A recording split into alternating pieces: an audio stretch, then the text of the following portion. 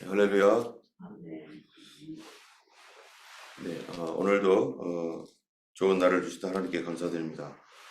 이날도 하나님께서 새롭게 우리에게 이 날을 주셨는데 하나님의 새 일을 또한 행하실 줄로 믿습니다.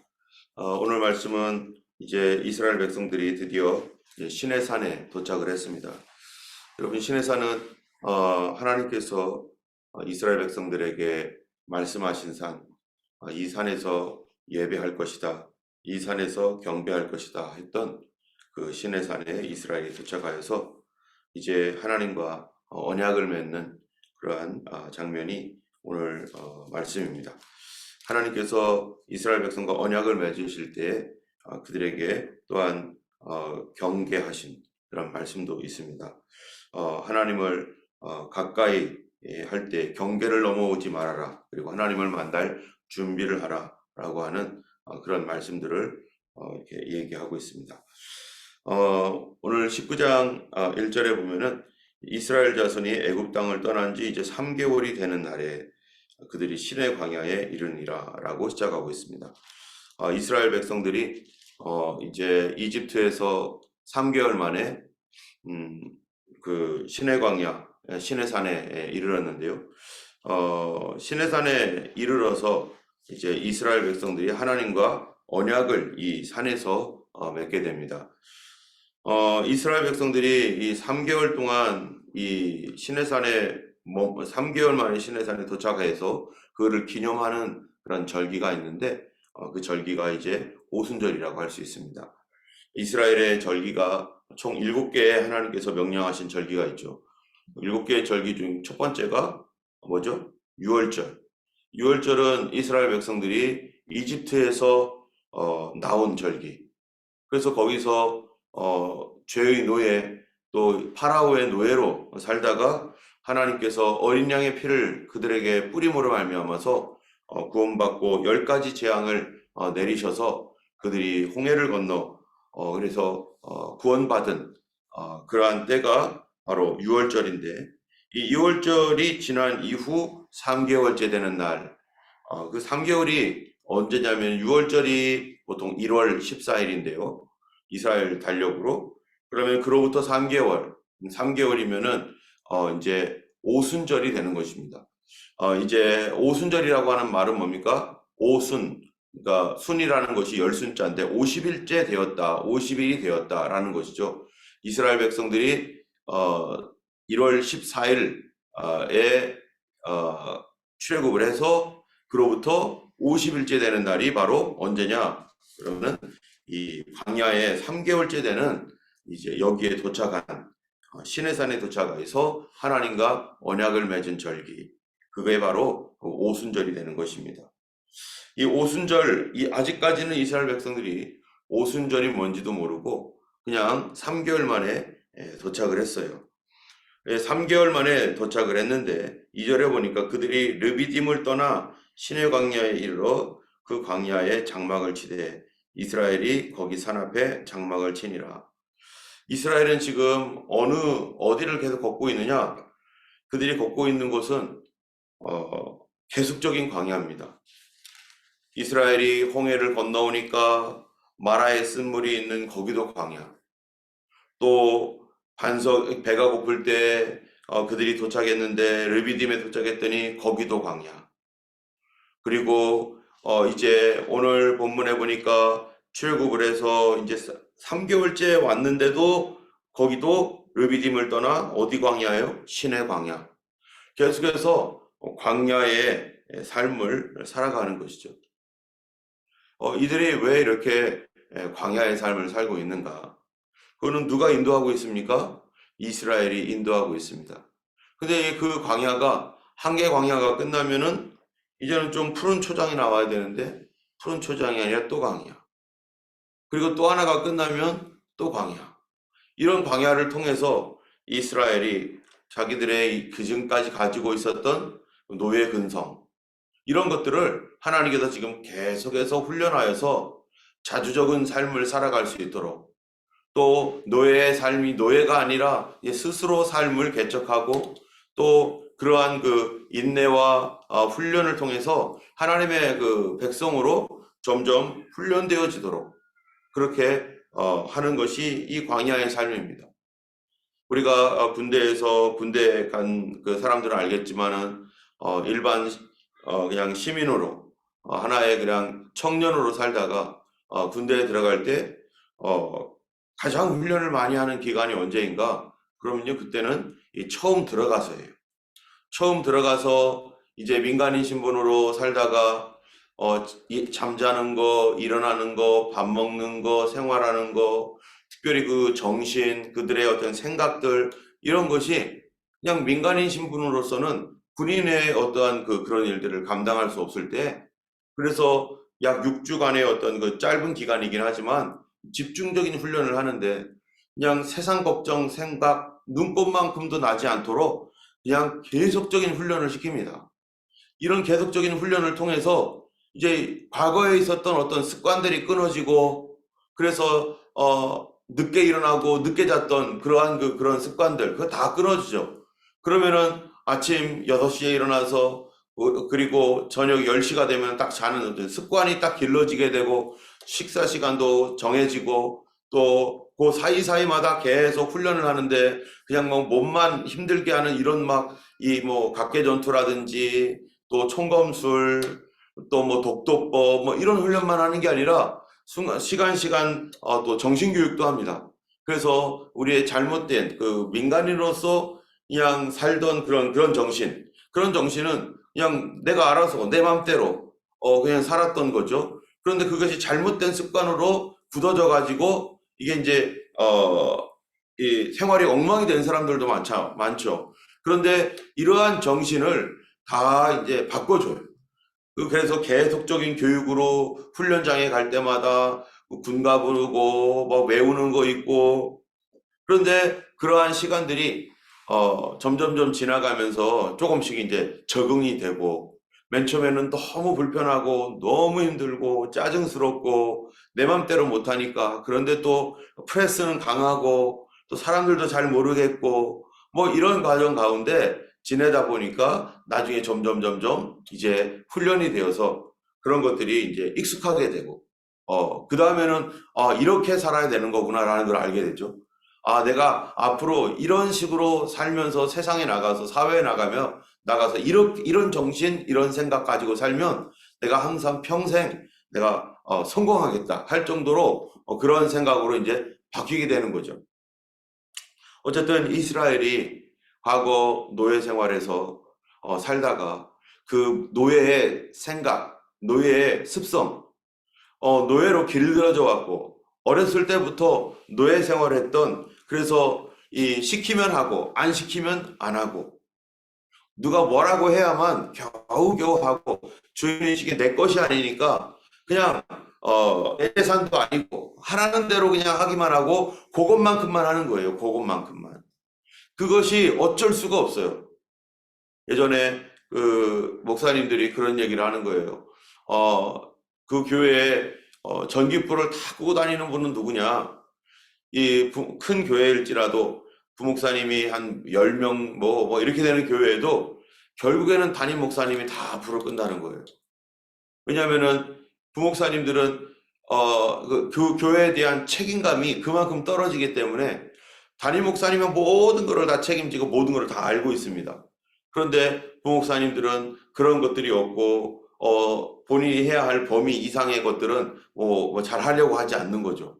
그러다 보니까 가장 이 교회를 생각하고 불 하나라도 전기라도 아끼려고 하는 분은 담임 목사님이니까 맨날마다 불 끄고 다니는 분은 담임 목사님이라는 거예요. 그만큼 뭐예요?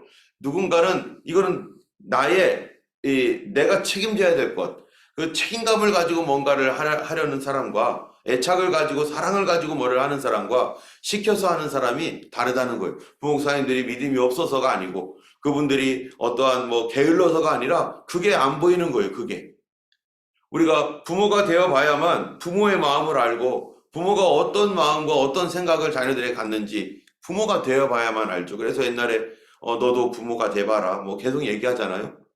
이런 것처럼 그 하나님 앞에서 이 이스라엘 백성들이 지금 그 생활 습관이나 이런 것들이 노예 생활을 살았기 때문에 노예 정신을 가지고서는 하나님을 의지하고 믿고 순종하고 도전하고 따라가고 이런 게 되지를 않아요. 그러니까 하나님께서 그들에게 이제 하나님의 백성으로서 어떻게 살아가야 될 것인지를 그들이 스스로 그러려면 뭐를 갖고 있어야 됩니까? 그들도 자기에게 주신 하나님의 약속 그리고 자기 것이 있어야 되죠. 여러분 북한이 뭡니까 해방이 된 이후에 어떤 정책을 폈냐면은 지주들이 땅들을 다 뺏었습니다. 다 뺏어가지고 그 다음에 한 게 뭐예요? 이 가난한 소작농들에게 땅을 무료로 다 배분해 줬어요. 그러니까 사람들이 너무 좋아가지고 자기 땅이 생기니까 막 이거를 가지고 뭐 어떻게든지 악착같이 막 여기에 땅을 일궈가지고 자기 재산이니까요. 막 애를 썼는데 6.25 전쟁 이후에 북한의 본심이 딱 드러나잖아요. 그들이 사람에게 줬다 뺏는 거, 사람을 속이는 거. 그래가지고 그렇게 해가지고 자기의 그 정권이 공고해지니까 그 다음에 이 시스템을 바꿔가지고 갑자기 땅을 다 뺏어버린 거죠. 그리고 뭐를 만듭니까? 집단 농장을 만들어버려요. 그때부터 생산성 떨어집니다. 효율성 다 떨어집니다. 내 것이 없어져 버리니까. 빼앗긴 것 때문에 억울하기도 하고. 그런데 이제는 그 나라가 공산주의 시스템으로 강력하게 나가니까 어떻게 할 수도 없고. 그러니까 그냥 내놓고 나니까 우리나라보다 훨씬 더 잘 살았던 북한이 1960년대, 70년대 가면서 완전히 뒤엎어져 가지고 지금은 20배 이상의 경제력 차이가 나는 거죠. 그렇게 된 원인이 거기는 여기서 출발했고 남한은 밑에서 출발을 했는데 북한에는 중공업이 발달돼 있고 많은 광물 자원이 있어서 굉장히 많은 재산을 가지고 시작을 했고 우리는 아무것도 없는 거예요, 남한에는. 그런데 이게 무엇 때문에 바뀐 겁니까? 시스템입니다. 사람들을 어떻게 이해하고 있는가? 인간이란 무엇인지에 대한 이런 시스템. 그리고 이 사람들이 가지고 있는 이 자기 것, 내 것이라고 하는 이것을 완전히 북한은 뭐예요? 무시했어요. 그냥 허상이고 환상적인 인간상을 가지고 있는 거죠. 그러다 보니까 집단 농장에서 생각은 좋은데 골고루 나눠주자. 생각은 좋은데 인간의 탐심과 욕심, 인간의 죄악성 이런 것들을 완전히 무시하고 그냥 이상적으로 하다 보니까 말도 안 되는 이런 효율성이 완전히 떨어지는 노예와 같이 하라는 것만 하는 거죠. 근데 남쪽에서는요, 이 대한민국은 없어도 자기 재산을 다 인정해주고 거기에 대한 권리를 인정해주고 그러니까 악착같이 일을 해가지고 자기 재산을 늘리는 그 재미를 갖게 하고 그리고 그런 것들로 인해서 나라가 점점 부흥하게 되고 지금 자유경쟁 사회에서 정말 여기서 살아남기 위해서 애를 썼는데 하나님의 도움이 아니었었으면 우리나라가 이렇게 잘 사는 나라가 될 수가 없었습니다. 그렇기 때문에 내 재산, 내 것이라는 이러한 인간의 이 자기 주체적인 어떠한 그런 것과 하나님의 도우심이 한강의 기적이라고 하는 엄청난 그 속도의 그 경제 발전을 이루게 된 거죠. 바로 이스라엘에게 하나님께서 자기의 백성들에게 첫 번째로는 노예 근성을 끊어버리고 그리고 그들에게 자기에게 있는 재산, 자기 것을 주시는데 그게 뭡니까? 그게 바로 오늘 말하는 언약입니다. 이전에는 약속이고 뭐고 그냥 사는 거였어요. 그런데 하나님께서 내가 너희 나라, 너희 민족, 너희들에게 내가 이거를 줄 거야. 이건 너 거야. 너의 것이니까 네가 가져. 하면서 하나님께서 그들에게 언약을 선포하는 것입니다. 3절에 보면 모세가 하나님께 올라갑니다. 그래서 여호와께서 그를 불러 말씀하시되 너는 야곱의 집에 이같이 말해라. 내가 애굽 사람에게 어떻게 행하였음과 내가 어떻게 독수리 날개로 너희를 업어 내게로 인도하였음을 너희가 보았느니라. 3개월 동안 하나님께서 어떻게 그들을 도와줬는지 그들이 알고 있다는 거예요. 여기 보니까 독수리 날개로 내가 어떻게 독수리 날개로 너희를 업어 내게로 인도하였음을 너희가 보았느니라. 독수리 날개로 업어서 하나님의 그 큰 날개로 하나님 큰 보호로 그들을 지켜주심으로 그들이 여기까지 왔다는 거. 여기 우리가 예수님을 믿을 때 처음으로 이들이 하나님을 알게 되었을 때 하나님의 그 많은 권능과 능력과 기적을 체험하면서 지금 여기까지 왔는데 이제 그들에게 하나님께서 선물을 주는 겁니다. 그 어떠한 선물인가? 5절에 보니까 세계가 다 내게 속하였나니 하나님 누굽니까? 하나님은 온 세상의 주인이라는 것입니다. 세계가 다 내게 속했는데 너희가 내 말을 잘 듣고 내 언약을 지키면 하나님께서 이제 어떠한 조건을 주시는 거예요. 세계는 다 내 건데 너희가 내 말을 잘 듣고 내 언약을 지키면 첫 번째 약속입니다. 이제 너희는 모든 민족 중에서 내 소유가 되겠고 내게 대하여 제사장 나라가 되고 거룩한 백성이 되리라. 이 세 가지를 하나님께서 이스라엘에게 약속을 해줘요. 그거는 모든 민족 중에서 내 소유가 되겠고, 여러분 내 소유가 된다는 게 뭡니까? 하나님의 것이 될 것이다. 이들은 지금 이 고아와 이 아무것도 자기들 보호해주는 그 누구도 없었던 시절을 살아왔습니다. 노예로 살아왔어요. 누가 주인이었습니까? 바로 파라오가 주인이었어요. 세상이 그들의 주인이었어요. 그래서 그 주인들이 뭐를 했는가? 그들을 노예를 만들어서 노동을 시키고 큰 창고를 만들고 길을 만들고 하면서 그들뿐만 아니라 그들의 자손의 자손, 그 자손까지 계속 뭐예요? 한 번 노예면 영원한 노예예요. 한 번 종이면 영원한 종으로 이걸 벗어날 수가 없는 그런 시스템을 만들어 놨습니다.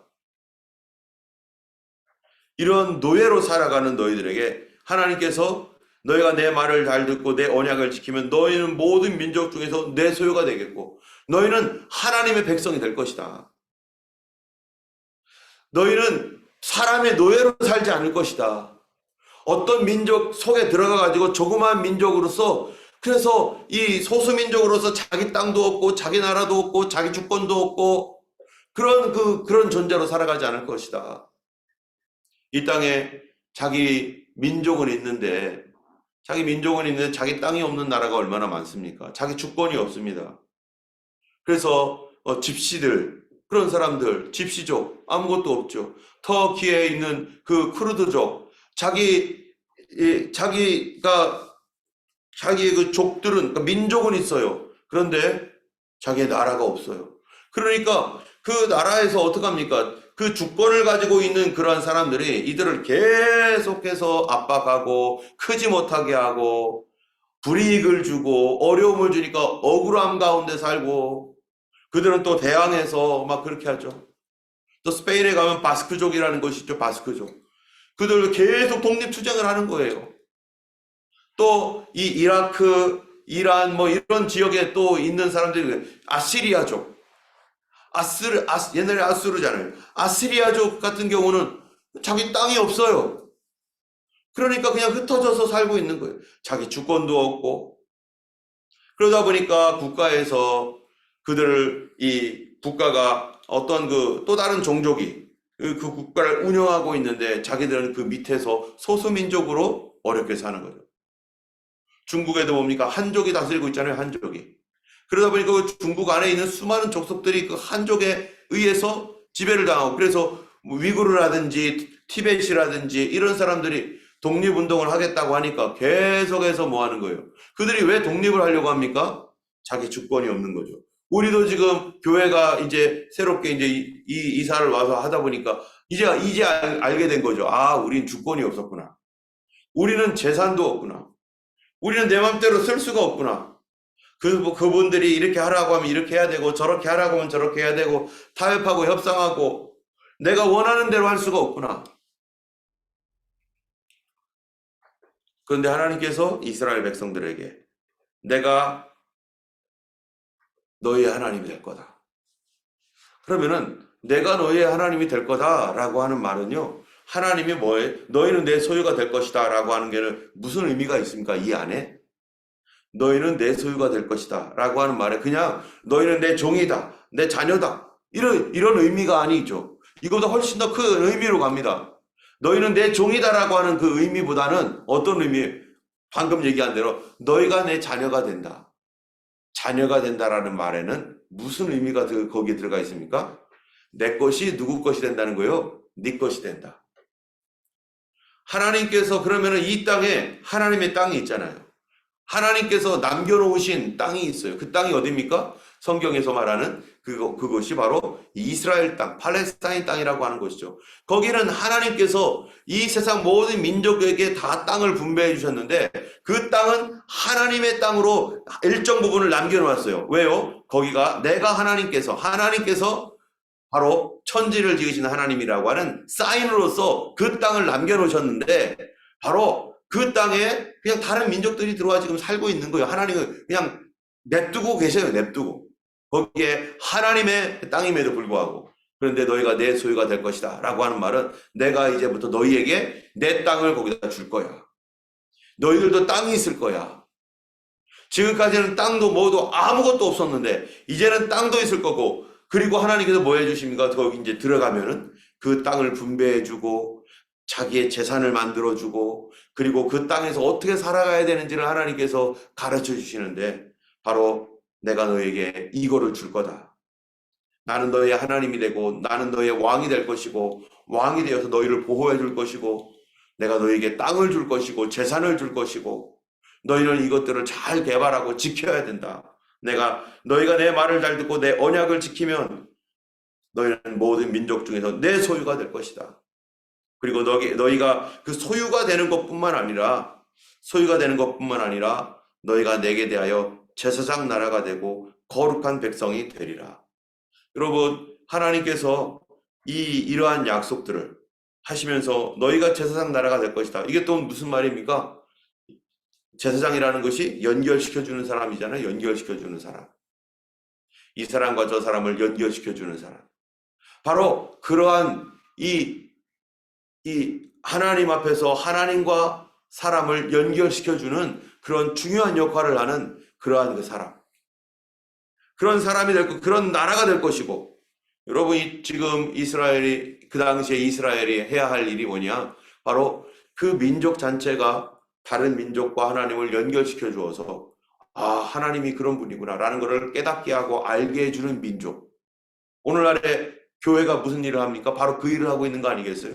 교회는 하나님과 믿지 아니하는 사람 사이에 들어와서 바로 그들을 연결시켜 주는 거죠. 교회 안에서 하나님과 연결되고 교회 안에서 예수님과 연결되고 교회 안에서 성령으로 연결되고 바로 교회가 해야 할 일이 뭡니까? 하나님과 연결되도록 해주는 일. 그 일이 바로 제사장이 하는 일이에요. 하나님과 사람을 연결시켜주는 일. 그래서 루터가 뭐라고 하는 게 우리 모두를 만인제사장이라고 하잖아요. 만인제사장이라는 것이 뭡니까? 안 믿는 사람과 하나님을 중간에서 연결시켜주는 사람. 그러려면 어떠한 모습이 되어야 되냐? 교회가 존중을 받아야 되고 교회가 아름다운 모습으로 세상에 빛된 그런 역할을 감당해야 되죠. 그래서 거룩한 백성이 되어야 되는 거죠. 6절에 보니까 너희가 제사장 나라가 되고 거룩한 백성이 되리라. 너는 이 말을 이스라엘 자손에게 전하라. 이스라엘 백성들이요, 이 메시지를 듣고 반응을 합니다. 어떻게 반응합니까? 우리가 그러겠나이다. 우리가 하나님의 백성이 되고 하나님의 자녀가 되었고 하나님께서 우리에게 땅을 주시고 그러면 우리가 제사장 나라가 되고 거룩한 백성이 되겠습니다. 이거를 약속하겠습니다 하면서 하나님과 언약을 맺는 것이 바로 출애굽기의 구약의 언약의 기초인 것입니다. 교회, 이 이스라엘 민족의 구약 교회의 가장 기초되는 언약 하면은요, 바로 이 언약에서 모든 것이 나와요. 이 언약이 이제 되니까 십계명이 나가고 또 그 이외에 여러 가지 율법들이 나가게 되는 것입니다. 하나님께서 이스라엘 백성들을 대하여 하나님이 계획을 가지고 있습니다. 그것은 그들에게 땅만 주고 그래 잘 먹고 잘 살아라 내 자녀들 그렇게 해라 이런 게 아니라 하나님께서 그들을 향한 하나님의 생각 어디에 있습니까? 더 궁극적으로는요. 그냥 잘 먹고 잘 사는 게 아니라 하나님께 대하여 세상에 대하여 제사장 나라가 되고 거룩한 백성이 되는 것 거기까지 하나님께서 그들을 인도하여 가시겠다는 거예요. 세상이 존경해주고 정말로 이 언덕 위에 있는 동네와 같이 말하는 세상에 빛을 비춰주는 그러한 모든 분야에서 빛이 되는 경제, 사회, 정치, 문화 또 모든 분야에서 세상을 비춰줄 수 있는 그러한 그 쇼윈도에 있는 그러한 이 디스플레이한 그런 것들처럼 세상에 정말 모범이 되고 빛이 되어주는 그런 나라, 그런 나라가 되게 하기 위하여 지금 누구를 사용하는 겁니까? 노예를 사용하는 겁니다. 이들은 노예였습니다. 죄의 노예로 살았던 그들을 통해서 하나님은 어떻게 그들이 거룩한 백성이 되는가, 어떻게 그들이 노예가 제사장처럼 되는가, 그거를 하시는 분이 누굽니까? 하나님입니다. 그러면은 이제 그 다음부터 20장부터 40장까지는 도대체 무슨 얘기가 나올까요? 어떻게 제사장 나라가 되는지, 어떻게 거룩한 백성이 되는지, 그 얘기가 이제 20장부터 40장까지 계속해서 나갑니다. 어떻게 해야만 제사장 나라가 되고 거룩한 백성이 될까? 하나님께서 딱 두 가지를 얘기하고 있어요. 이제 20장부터 40장까지는 그 두 가지가 모두 속하여 있는 내용입니다. 그 첫 번째가 뭡니까?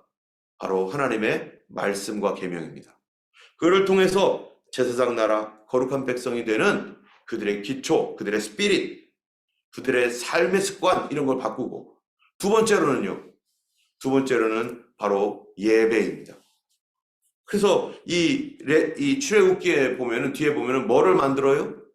바로 이 하나님께서 모세에게 명령을 해가지고 성막을 만들고, 그래서 성막에서 하나님 섬기는 법을 가르치고, 성막을 어떻게 출입하며 거기서 어떻게 하나님을 예배할 것인지, 하나님은 두 가지를 통해서 하나님의 백성을 거룩한 백성, 제사장 백성 만듭니다. 말씀과 예배입니다. 때문에 우리가 말씀과 예배에서 무너지면, 그는 하나님께서 처음 계획하셨던 하나님의 그 계획, 거룩한 나라, 거룩한 백성, 제사장 나라, 이런 것들로부터 멀어지게 될 수밖에 없고, 오히려 더 부패하게 되는 것이죠. 우리가 그걸 이스라엘 역사를 통해서 알게 됩니다. 우리는 하나님께서 세상이 정말로 존경하고 세상에 보여줄 수 있는 거룩하고 또 이 고귀한 그런 나라로 하나님께서 삼으시고자 우리를 부르셨습니다. 오늘 우리의 삶에 대해서 정말로 하나님께서 나의 왕이시고 나의 구주이시고 나의 구원자이시고 예수 그리스도를 통해서 주신 그런 십자가의 보혈로 우리가 하나님의 백성 자녀 되었습니다. 이제 하나님께서 우리를 그분의 제사장, 그분의 거룩한 백성으로 우리를 부르시고 지금도 말씀과 예배, 이런 시간을 통해서 훈련하고 계시는 것입니다. 우리가 그렇게 하나님 앞에 정말로 제사장 나라가 되고 거룩한 백성이 되는 그런 그 교회로 세상을 변화시키고 세상을 구원하는 그런 교회가 되기를 위해서 기도해 주시면 감사하겠습니다. 이 시간에 우리 함께 하나님께 기도하겠습니다. 걸어가신 하나님 아버지, 감사합니다. 이스라엘을 노예에서 참으로 고귀한 신분인 제사장으로 바꾸시고 또 거룩한 백성으로 만들어주시는 그 하나님의 그러한 하나님 놀라운 여호와 하나님 되심을 우리가 알고 있습니다. 아버지 하나님, 이 시간에도 하나님이 오늘 예배와 말씀을 통해서 우리가 하나님의 백성이며 하나님의 소유되었음을 다시 한번 알고, 아버지 하나님, 우리 삶 속에 거룩한 제사장으로서 거룩한 백성으로서 살아갈 수 있도록 날마다 하나님 참으로 성령으로 충만하게 하시고 하나님 주의 영으로 충만케 하여 주옵소서. 성도들 가운데 아버지 어려움이 있는 성도가 있습니까?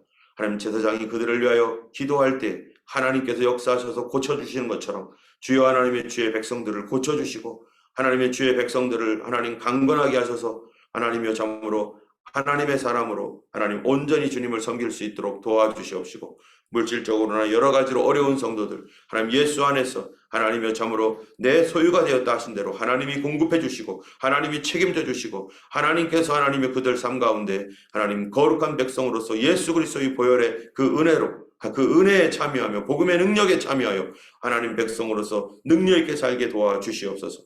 오늘도 우리 하나님께서 함께 하시고 기도할 때 하나님이여 성령으로 감동하여 주시옵소서. 예수님 이름으로 기도드렸습니다. 아멘.